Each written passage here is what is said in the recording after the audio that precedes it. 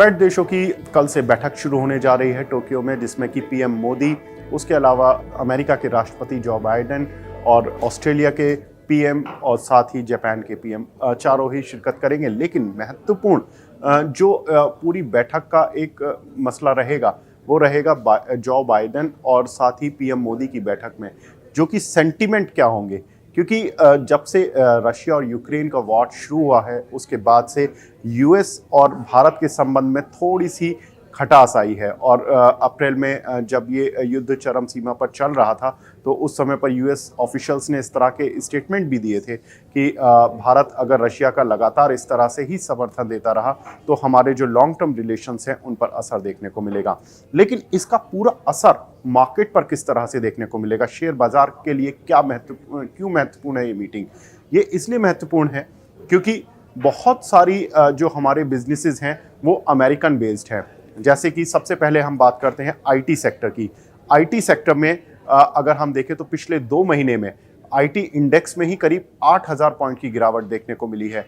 जब Russia Ukraine युद्ध शुरू हुआ था उस समय पर आईटी इंडेक्स करीब 36 से 37 हज़ार के आसपास चल रहा था और अभी 28 से 29 हज़ार की रेंज में चल रहा है। इसका मतलब है कि करीब 8000 पॉइंट की गिरावट देखने को मिली।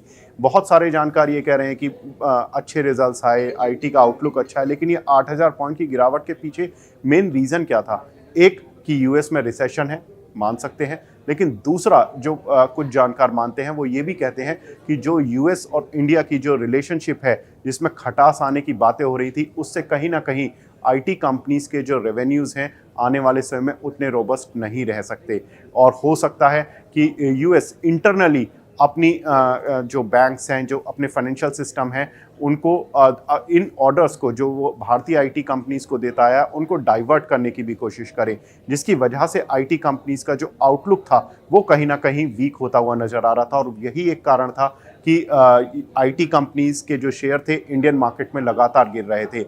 गिरने का एक दूसरा महत्वपूर्ण कारण ये भी है कि इंडियन आईटी कंपनीज, जितनी भी बड़ी आईटी कंपनीज हैं, लगभग 50 से 60% तक का अपना रेवेन्यू यूएस से ही अर्न करती हैं। तो यूएस पर हमारा पूरा आईटी बेस निर्भर करता है और यूएस से कोई भी संबंध की मिठास या खटास पूरी तरह से आईटी कंपनियों के भविष्य को एक दिशा में ले जा सकती है। तो काफ़ी महत्वपूर्ण होगी ये बैठक। कल देखना होगा कि बाइडेन और मोदी के संबंध किस तरह के देखने को मिलते हैं, उनकी बॉडी लैंग्वेज किस तरह की होती है और किस तरह के उनके स्टेटमेंट आते हैं दोनों देशों को लेकर लॉन्ग टर्म के लिए। तो ये एक महत्वपूर्ण बैठक जिस पर भारतीय शेयर बाजार की भी नज़र है और आईटी सेक्टर की भी नज़र है।